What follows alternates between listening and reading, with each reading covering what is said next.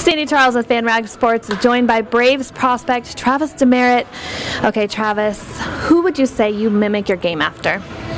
I try to be myself. I really don't try to mimic anybody else. I drew a couple Brandon Phillips comparisons, so it's not a bad guy to be up against or compared to. So, especially with him being a Georgia native as well. So, I drew a couple of those comparisons, and I think our game is very similar in some aspects. So, I'm pretty happy with that. Who would you say is your role model then?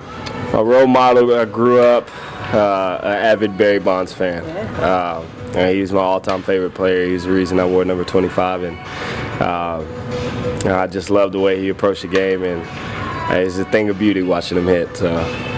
Now, playing with Braves, and you said you were from Georgia, is there any pressure to really play in front of the hometown team? Not quite. I think it's actually a little more relieving for me, being able to play in front of my family and friends. I've always found that alone to alleviate pressure off of me. So I'm excited. Hopefully I get to make that debut next year, or whenever it may come. I'm anxious to get there and play in front of my family and friends. Do you have any superstitions? Any superstitions? I'm kind of a superstitious person, but on the baseball field, not really. I guess if I'm wearing a wristband on one arm, I have to wear one on the other. Or I have to have, if I have tape on one arm, I have to have something on the right. That's really the only superstition I kind of have. Other than that, I'm a pretty fair person. Now, I have to ask, good friends with Jose Trevino. Kind of tell me best story about him, or I'm going to go ask him. What should I ask him? Ooh. Best story about Jose Trevino. I don't know which one to pick from. There's too many. I'll let you ask him on that. I want to see who he has for that one. Okay. I'll say you ask him now. Okay. Ask him best story. And do you have a favorite memory maybe with him that you have? I missed out on both of the championships that we won, or the teams that we were a part of had won the past years. But just being with him and playing with him, it's awesome. Getting to learn from him a little bit and take away from his leadership skills. And he's an awesome teammate, great teammate. Everybody loves him. Great clubhouse guy. And he's one of my favorite guys in the Texas organization. So he'll truly be missed, and I know he feels the same way.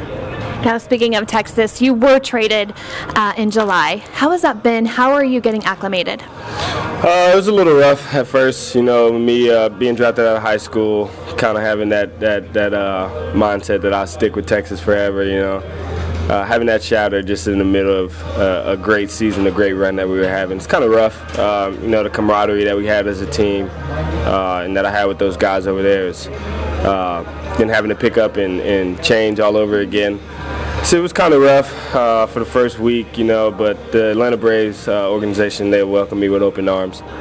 The players were all cool, and I knew a few of them from playing against them and travel ball days and stuff. So it wasn't really that tough getting acclimated with the guys and the way that they do things over there. It's just a matter of picking up and having to move to another location. That was more rough than anything. So.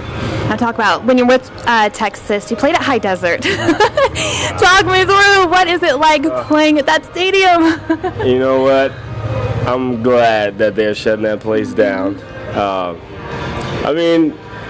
The stories you've heard are all pretty much accurate. They're all pretty much accurate. So, we enjoyed playing there. We made the most out of it, what we did have. But there's not really much to say about that place. But good. You're like at a loss for words right now. Complete loss for words for that place. I'm happy for them that they're getting out of there and that they were able to bring a championship there for their last year. So that's pretty awesome, and I'm sure that's something they'll hold on to for a while. Now, lastly, talk me through draft day for you. Draft day. Nerves were at an all-time high on draft day. I wasn't expected to be taken in the first round. Me and my family and some close friends of mine are all just sitting on the couch at my house, and my aunt had cooked for us, and we were just sitting there, just anxiously waiting, like everybody else in the draft. And once I got that call from my agent Eric, he had actually called me and let me know that they were going to take me right before they did. And it was unreal. It was a surreal feeling. I wish I can go back and relive that moment again, but words can't even describe it. It was a dream come true. Now I know I said last question. Okay, but 2 more. Just on draft day. First call that you made after you found out, and where did you go celebrate? First call that I made is actually the first call I received was from the Rangers and them congratulating me and welcoming me on board. And the first call that I made was to a baseball coach of mine that coached me there in travel ball and stuff, and I kind of thanked him. And the reason I'm here where I'm at today is largely due to those guys and where I grew up at. So it was that was the first call I made, and we just stayed at home, and a lot of friends just hung out with me and my family, and we just indulged in the moment. Didn't really go out anywhere, but that was it. You let it soak all in. Yeah, we just soaked in the moment, relished in the moment, and then shortly after that, my best friend had got drafted, Josh Hart. Yeah. So that was the second call that I made, congratulating him. And we grew up together. We played baseball together since we were like 9 years old. So that was pretty special to see him being drafted as well. Thank you so much for sharing all of that with us. For Travis, I'm Sandy with FanRag Sports.